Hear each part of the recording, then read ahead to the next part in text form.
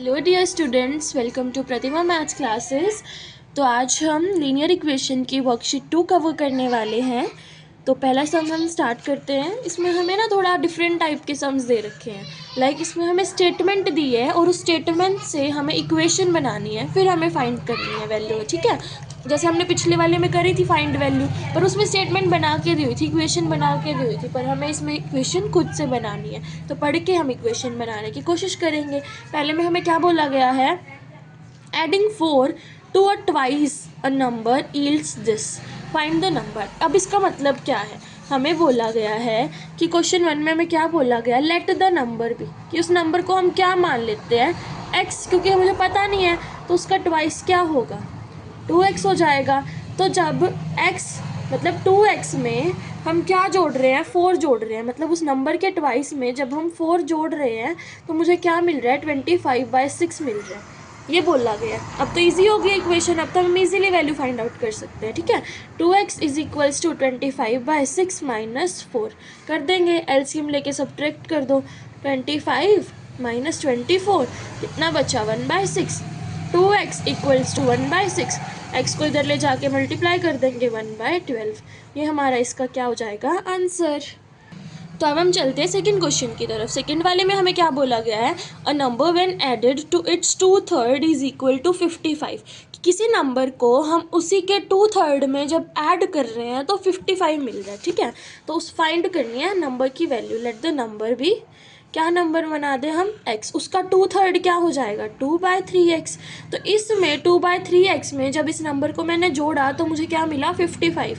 तो x plus 2/3x equals to 55, यहाँ हम 1 मान लेंगे, 3 यहाँ मल्टीप्लाई 3, यहाँ multiply 1, 3x minus 2x equals to क्या मिल रहा है, plus 2x is equals to 55। 5x plus 3 divide by 3 equal to 55, 3 को इधर ले जाओ मल्टीप्लाई में, क्या हो जाएगा, 5x इक्वल्स टू 165। x की वैल्यू जब हम डिवाइड कर देंगे 5 को 165 से, करो डिवाइड, 33, x की वैल्यू कितनी आ जाएगी, 33, और ये हमारा क्या हो जाएगा, आंसर। तो चलो अब हम थर्ड पार्ट की तरफ चलते हैं। इसमें हमें क्या बोला गया है कि नंबर को जब हम मल्टीप्लाई करेंगे, 4 से मल्टीप्लाई करेंगे तो वो अपने आप को 45 एक्सीड कर लेता है। इसका मतलब क्या है कि जैसे हमारा नंबर है, let the number be x, तो हम जब इस नंबर को 4 से मल्टीप्लाई कर रहे हैं, मतलब 4x बना रहे हैं, तो ये नंबर कितना बन रहा है, x प्लस 45, मतलब इस नंबर में 45 जुड़ रहा है, ठीक है। तो अब हमें x की वैल्यू निकालनी है, तो रख दो इसको इक्वेशन में, 4x माइनस x हो जाएगा इज इक्वल्स टू 45, 4x में से x गया, कितना बचा, 3x, 45, x की वैल्यू कितनी आ जाएगी, 15, ये हमारा इसका आंसर हो जाएगा।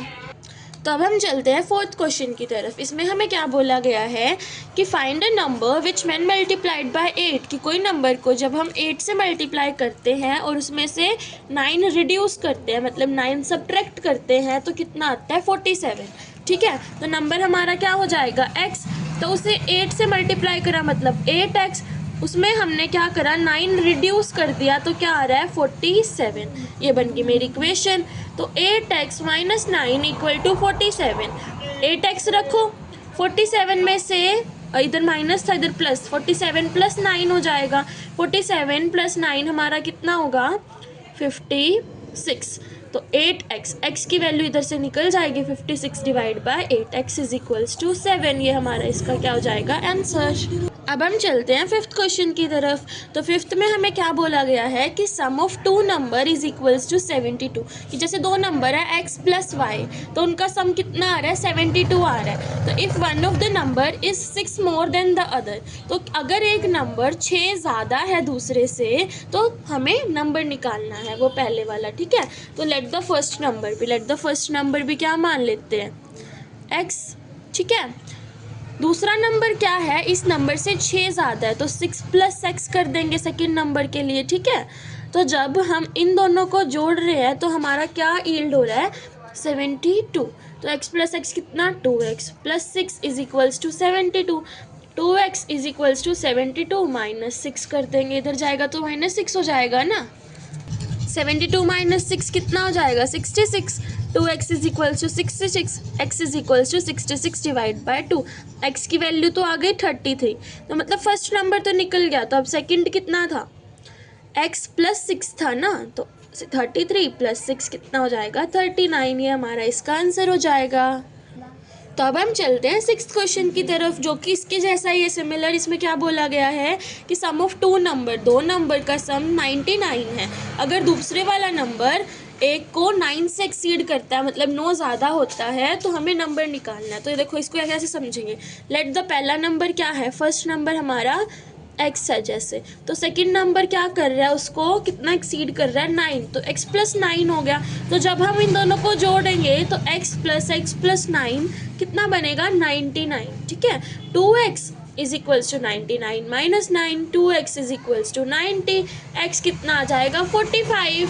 तो इसमें हमें क्या करना था, 9 जोड़ना था दूसरे नंबर के लिए, 45 प्लस 9 हो जाएगा, कितना निकला 54। ये हमारा इसका आंसर हो गया। तो अब हम चलते हैं सेवन्थ क्वेश्चन की तरफ। सेवन्थ क्वेश्चन में हमें क्या बोला गया है कि जो पहला नंबर है वो 10 ज़्यादा है दूसरे से और उनका सम 52 है। तो बिल्कुल सेम है ये तीनों के तीनों क्वेश्चन। पहला नंबर हमारा x है, दूसरा उससे 10 ज़्यादा है, मतलब x प्लस 10 है, उनका सम 52 है। x plus 10 equals to 52, 2x plus 10 equals to 52, 2x कितना हो जाएगा 42, x की वैल्यू निकल जाएगी 21। तो इसमें 10 जोड़ने थे, तो 21 प्लस 10 इक्वल्स टू 31। तो एक नंबर आ गया 21, दूसरा नंबर आ गया 31। ये हमारा इसका आंसर हो जाएगा। तो चलो स्टूडेंट्स, अब हम चलते हैं एट्थ क्वेश्चन की तरफ। एट्थ क्वेश्चन में हमें क्या बोला गया है कि लेंथ ऑफ अ रेक्टेंगल, कि लेंथ है जो रेक्टेंगल की वो 20 सेंटीमीटर ज़्यादा है ब्रेथ से, और जो पेरीमीटर है वो दे रखा है वो 100 है। तो रेक्टेंगल की लेंथ, मतलब लेंथ और ब्रेथ दोनों निकालनी है। तो पहले हम लिख लेंगे हमें क्या क्या प्रोवाइड किया गया है। तो लेट द ब्रेथ बी, कि हम ब्रेथ को क्या मान लें, बी है वो, ठीक है। लेंथ कितनी है 20 ज़्यादा है बी से, ठीक है। दो चीज़ें मुझे पता चल गई यहाँ से, ठीक है। तो अब यहाँ क्या बोला गया कि पेरीमीटर कितना है 100 है। तो पेरीमीटर का फॉर्मूला क्या होता है 2l प्लस बी, मैं यहाँ लगा सकती हूँ, वो कितना है 100। l और b का मुझे पता है क्या क्या है, b plus 20 plus b equals to 100। b plus b कितना हो गया 2b प्लस 20 इक्वल्स टू 100। यहाँ 2 बाहर था, 2b प्लस 20 इक्वल्स टू 100 को 2 से डिवाइड करो, 2 से डिवाइड कर देंगे 100 को, 2 से इधर मल्टीप्लाई में था, इधर जाएगा डिवाइड में, हो जाएगा 50 बचा। 2b plus 20, 2b equals to 50 minus 20 कितना हो जाएगा 30 इक्वल्स टू 2b। b की वैल्यू कितनी आ गई 15, और लेंथ के लिए इसमें कितना जोड़ना था 20, तो कितना बन गया लेंथ हमारा 35। तो b भी पता चल गया, लेंथ भी पता चल गया, ये हमारा इसका आंसर हो जाएगा। अब हम चलते हैं नाइन्थ क्वेश्चन की तरफ। नाइन्थ में मुझे क्या बोला गया है कि लेंथ है जो रेक्टेंगल की वो 3 टाइम्स है विड्थ के, कि लेंथ जो है ना वो विड्थ के 3 टाइम्स है, ठीक है। पेरीमीटर 84 दे रखा है, तो हम क्या मान लेंगे, पहले विड्थ को मानते हैं, ठीक है। Let the width be, x है मेरी विड्थ क्वेश्चन की, तो यहाँ पर लेंथ क्या है 3x, विड्थ की 3 टाइम्स है, और पेरीमीटर दे रखा है 84। दोनों एक जैसे ही हो गए ना यहाँ पे क्वेश्चन। तो पेरीमीटर का formula 2 into L plus B होता है, इक्वल्स टू 84 है। 2 इंटू, मुझे लेंथ पता है कितनी है 3x, ब्रेथ पता है x, equals to 84। 4x equals to 84 divide by 2, काट दो 42 पे कट जाएगा। 4x equals to 42, x is equals to 42 by 4, ठीक है। x की वैल्यू कितनी आ गई 42 बाय 4, हमारा x 42/4 आ गया है, तो हम इसको डिवाइड कर देंगे 21/2, x की वैल्यू आ जाएगी 10.5, ठीक है। तो हमारी लेंथ क्या थी 3x थी, तो 3 मल्टीप्लाई x हो जाएगा, 3 मल्टीप्लाई 10.5 कर देंगे, 3 मल्टीप्लाई करो 5 3 ज़ा 15, 3 1 3 1 ज़ा 3, 31.5 हमारी लेंथ आ जाएगी। ये हमारा इसका आंसर हो जाएगा। अब हम चलते हैं क्वेश्चन नंबर 10 की तरफ। देखो बच्चों, क्वेश्चन नंबर 10 में हमें क्या बोला गया है कि 2 sides of an isosceles triangle are each 2 centimetre more than thrice the third side. तो इसको पहले समझो। देखो जैसे हमारा ये ट्राइंगल है, ठीक है, तो जो दो साइड है ना इक्वल है, ठीक है, वो क्या है, थर्ड साइड के 3x में मतलब थ्राइस में 2 ज़्यादा है। तो बस अब तो हमारी इक्वेशन सोल्व ही हो गई है। पेरीमीटर दे रखा है, पेरीमीटर में तीनों वैल्यू पुट करेंगे, आंसर निकल जाएगा। पेरीमीटर का फॉर्मूला क्या होता है, सारी तीनों साइड्स को प्लस करना, 3x + 2 + 3x + 2 + x is equals to 67, 7x + 4 = 67, 7x is equals to 63, x is equals to 9, x की वैल्यू 9 आ गई है, बाकी दो में निकाल लेंगे। 3x + 2 करना था ना, 3 × 9 + 2, 9 3 ज़ा कितना होता है 27 + 2 = 29। तो एक साइड 9 आ गई और बाकी दो 29, ये हमारा इसका आंसर हो जाएगा। अब हम चलते हैं 11th क्वेश्चन की तरफ। 11th क्वेश्चन में बच्चों में क्या बोला गया है कि जो लेंथ है ना रेक्टेंगल की वो 16 सेंटीमीटर लेस है ट्वाइस इट्स ब्रेथ के। देखो आराम से समझो, लेट द ब्रेथ भी, हम ब्रेथ को मान लेते हैं क्योंकि ब्रेथ का ही उसने ब्रेथ के रिलेशन में लेंथ निकाली हुई है। ब्रेथ मेरी जैसे x है, तो जो लेंथ है ना वो ब्रेथ के ट्वाइस से 16 कम है। तो ये मेरा अब सोल्व ही होगा। यहाँ पे पेरीमीटर का फॉर्मूला लगा दो क्योंकि वहाँ पे पेरीमीटर दे रखा है। पेरीमीटर कितना है 100, बस अब निकाल लो। 2 × x + 2x - 16 = 100, x + 2x कितना हो जाएगा 3x - 16 = 100 divide by 2 50, 3x is equals to 66, x is equals to 22। x की वैल्यू आ गई है, यहाँ पर लेंथ निकाल लेंगे। 2 × 22 - 16, 44 - 16, 28, ये हमारा इसका आंसर हो जाएगा। तो अब हम बढ़ते हैं क्वेश्चन नंबर 12 की तरफ। तो बच्चों क्वेश्चन नंबर 12 में हमें क्या बोला गया है कि जो 2 कॉन्जिक्यूटिव पॉजिटिव इंटीजर हैं उनका सम 63 है। देखो कॉन्जिक्यूटिव का मतलब क्या होता है, एक के बाद एक नंबर आना, ठीक है। तो जैसे पहला नंबर तो मेरा क्या हो गया x, तो उसके बाद वाले नंबर में एक जुड़ेगा तो दूसरा नंबर क्या हो जाएगा x + 1। पॉजिटिव इंटीजर लेने हैं ना, तो x + x + 1 का सम कितना है 63। 2x + 1 = 63, 2x is equals to 62, x की वैल्यू आ जाएगी 31 और दूसरे वाले में x + 1 था तो दूसरे वाले की वैल्यू आ जाएगी 32। ये दोनों सम की मेरी दोनों नंबर्स की वैल्यू निकल जाएगी यहाँ से। तो बच्चों अब हम चलते हैं क्वेश्चन नंबर 13 की तरफ। तो देखो 13 नंबर क्वेश्चन में हमें क्या बोला गया है कि sum of ₹800 is in the form of denomination of ₹10 and ₹20। If the total number of notes is 50, find the number of notes of each type. समझो इसको, इन्होंने क्या बोला गया कि मेरे पास टोटल 800 रुपीज़ है। 800 को कुछ 800 में कुछ नोट्स तो मेरे कितने के हैं 10 के हैं और कुछ नोट्स मेरे 20 के हैं। टोटल नोट्स कितने हैं 50 है। तो अब बताना है कि 10 के कितने नोट्स हैं और 20 के कितने नोट्स हैं। तो एक को मान लो कि जैसे 20 कितने हैं x है, तो ये वाले कितने हो जाएंगे 50 - x हो जाएंगे ना। तो ये 20 के थे तो इसको 20 × x कर दो, ये 10 के थे तो इसको 10 × 50 - x कर दो। वेरी इजी हो गया अब तो। 20x प्लस 10 को 50 से मल्टीप्लाई करो 500 minus 10x is equals to 800। 20x में से 10x माइनस कर दो और ये 500 इधर चला जाएगा, कितना बचा 300। 10x की वैल्यू कितनी आ जाएगी इज इक्वल्स टू 300, x की वैल्यू आ गई 30। तो x की वैल्यू 30 आ गई है तो दूसरे वाले के लिए 50 - x करना था, तो 30 - 50 - 30 कितना हो जाएगा 20। तो मतलब 10 के नोट्स तो 20 हैं और 20 के नोट्स 30 हैं, टोटल 50 नोट्स हैं। बस इजीली हमारा ये सोल्व हो गया।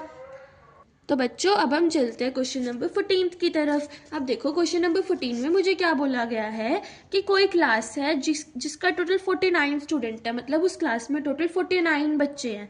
नंबर ऑफ गर्ल्स क्या है बॉयज़ का 2/5 पार्ट है, ठीक है। तो जैसे कि अब यहाँ पे मुझे नंबर ऑफ बॉयज़ निकालने हैं और गर्ल्स का रिलेशन बॉयज़ के साथ दिया हुआ है, तो late the number of boys मान लेंगे कि कितने हैं x है, ठीक है। तो गर्ल्स कितनी है उसकी 2/5, तो गर्ल्स कितनी हो जाएंगी 2/5x। तो इन दोनों को जोड़ के टोटल क्लास के बच्चे बन जाएंगे ना, तो वो कितने हैं 49। x + 2/5 x is equals to 49। कितना इसका यहाँ पे लो, कितना बना 5, यहाँ पे 3x + 2x equals to 49, 7x/5 equals to 49, 7x equal to 49 multiply 5, 49 को 5 से मल्टीप्लाई करो, 5 4 5 4 ज़ा 20, 245, 245 को 7 से डिवाइड कर दो, x इज इक्वल्स टू कितना आ जाएगा 35। मतलब बॉयज़ कितने थे 35, ये हमारा इसका क्या हो जाएगा आंसर। तो चलो बच्चों अब हम चलते हैं क्वेश्चन नंबर 15 की तरफ। क्वेश्चन नंबर 15 में मुझे क्या बोला गया है कि लीना के पास 117 रुपीज़ हैं, जिसमें से कुछ तो 5 रुपये की कॉइन है, कुछ 2 रुपये के कॉइन है। तो नंबर ऑफ 2 रुपये कॉइन है ना जो, वो 4 टाइम्स है 5 रुपये कॉइन के। तो नंबर ऑफ कॉइन्स निकालने हैं दोनों के। अब यहाँ देखो इसको मैं किस तरीके से लिख सकती हूँ। लेट द, कोई भी एक मान लो, 5 रुपये मान लेते हैं। 5 रुपये का कॉइन कितना है मेरे पास, x है। तो जो उनसा 2 रुपये का कॉइन है ना वो 5 रुपये के 4 टाइम्स है, तो मतलब 4x हो गया। ठीक है, तो अब यहाँ देखो इसको 5 वाले को, 5 वाला x है तो वो 5 रुपये का है, तो 5 से मल्टीप्लाई करेंगे कितना आ जाएगा 5x। 2 वाले को भी 4 से करेंगे कितना आ जाएगा 8x। तो जब हम इन दोनों को जोड़ रहे हैं ना तो कितना आ रहा है 117। 13x equals to 117, x is equals to 117 divide by 13। 13 के टेबल में 117 काट देंगे, x की वैल्यू आ जाएगी 9। तो यहाँ पे मेरी x की वैल्यू तो आ गई, तो मुझे अब 5x और 8x, मतलब 5 रुपये के कॉइन तो x ही थे, मेरे को 2 रुपये के निकालने हैं। 2 रुपये के कितने हैं 4 मल्टीप्लाई x, 9 4 ज़ा 36, 2 रुपये के कॉइन आ जाएंगे 36। ये मेरा आंसर हो जाएगा 9 एंड 36। ये 5 रुपये वाले और ये 2 रुपये वाले। ठीक है स्टूडेंट्स, अब हम चलते हैं क्वेश्चन नंबर 16 की तरफ। क्वेश्चन नंबर 16 में बच्चों क्या बोला गया है कि total of rupees 80,000 is to be distributed among 200 person. कि जो 80,000 पैसे हैं ना वो किस में डिस्ट्रीब्यूट करने हैं, 200 लोगों में डिस्ट्रीब्यूट करने हैं। ठीक है, या तो प्राइस 500 रुपये है या फिर 100 रुपये है। तो कितने नंबर, कितने लोगों को 500 रुपये जाएंगे, कितनों को 100 जाएंगे, हमें ये बताना है। इक्वेशन कैसे बनेगी देखो, कि जैसे कि 500 के जो गए हैं वो कितनों को गए हैं, x को गए हैं, तो कितना हो जाएगा 500 इंटू x।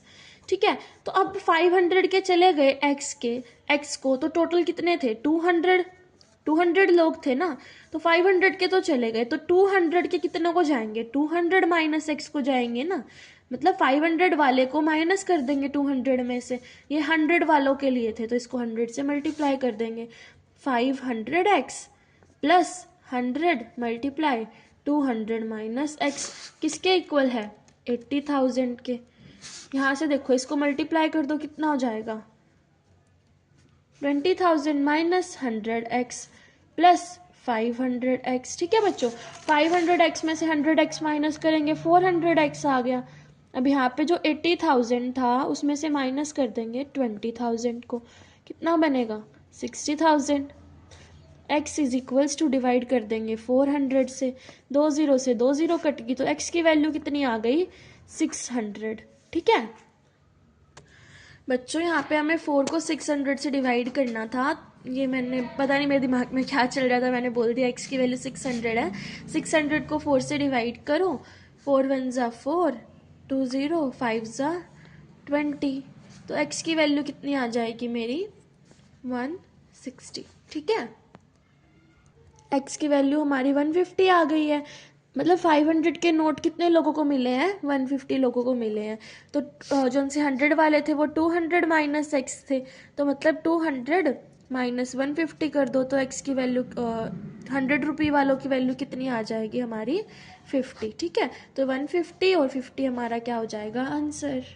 तो बच्चों अब हम चलते हैं क्वेश्चन नंबर 17 की तरफ। क्वेश्चन नंबर 17 में हमें क्या बोला, अब हम चलते हैं क्वेश्चन नंबर 17 की तरफ।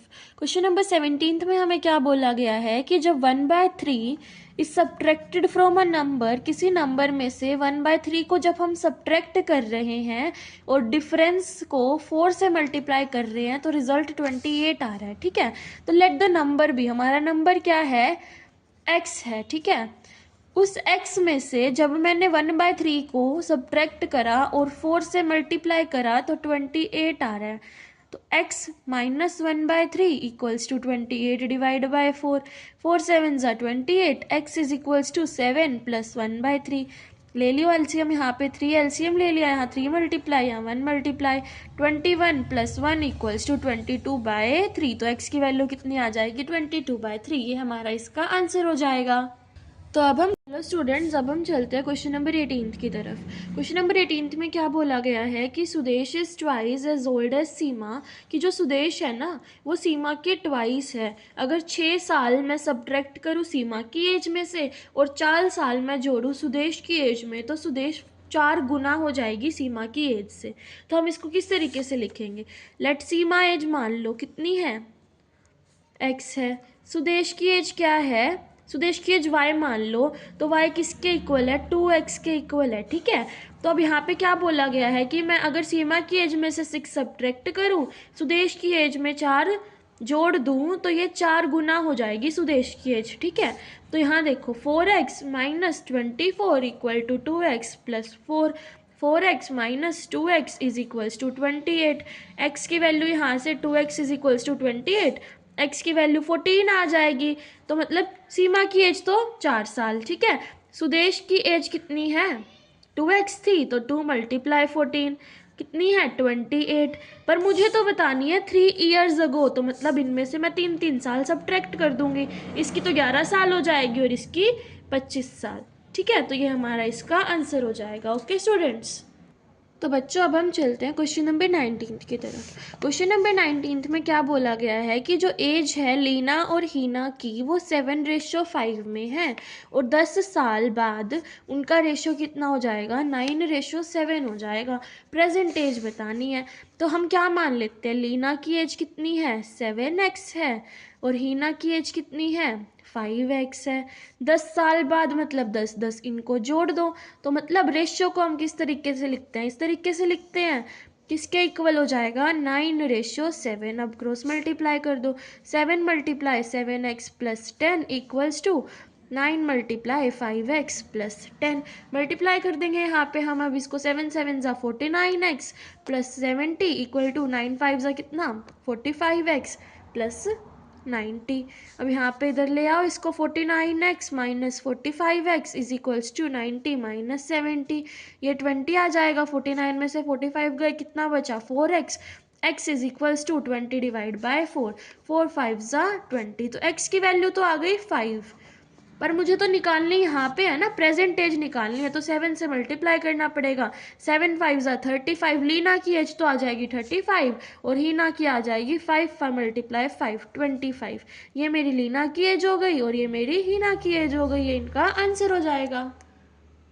तो बच्चों अब हम इस वर्कशीट के चैप्टर 7 के लास्ट क्वेश्चन पे चलते हैं, 20th क्वेश्चन। इसमें क्या बोला गया है कि विकास 3 साल बड़ा है दीपिका से। 6 साल पहले विकास की एज क्या थी? 4 टाइम्स थी दीपिका की एज से। तो हम यहाँ पे क्या लिखेंगे? विकास 3 साल बड़ा है तो दीपिका की एज मान लो कितनी है? x। तो विकास उससे 3 साल बड़ा है, तो मतलब x प्लस 6 और 3 साल बड़ा, x प्लस 3, 6 ईयर्स अगो मतलब 6 साल पहले क्या था? विकास की एज कितनी थी? दीपिका की एज 4 टाइम्स थी। Vikas age was 4 times Deepika's age. यहाँ पे हमारी विकास की एज क्या थी? 4 टाइम्स थी दीपिका की एज से 6 साल पहले। 6 साल पहले निकालेंगे तो मतलब x माइनस 6, 4 टाइम्स थी, तो यहाँ पे भी x प्लस 3 माइनस 6 कर देंगे। x minus 3 equal to 4x minus 24। यहाँ पे 4x minus x is equals to minus 3 plus 24, minus 21 आ जाएगा। यहाँ बच्चे कितना आ जाएगा? 3x आ जाएगा प्लस 21 आएगा। यहाँ पे x कितना आ जाएगा? 21 डिवाइड बाई 3, तो x इज इक्वल्स टू 7। तो मतलब दीपिका की एज तो कितनी थी? 7 साल। तो विकास की एज कितनी है? 3 ज़्यादा है तो 7 प्लस 3, तो विकास की एज कितनी हो गई? 10 ईयर्स। ये हमारे दोनों के आंसर हो जाएंगे। तो यहाँ पर हमारी वर्कशीट सेकंड भी कंप्लीट होती है। ब्रेन टीजर की क्वेश्चन हम नेक्स्ट क्लास में कवर करेंगे। अगर आपको कोई भी डाउट है किसी भी क्वेश्चन में, you can let me know in the comment section.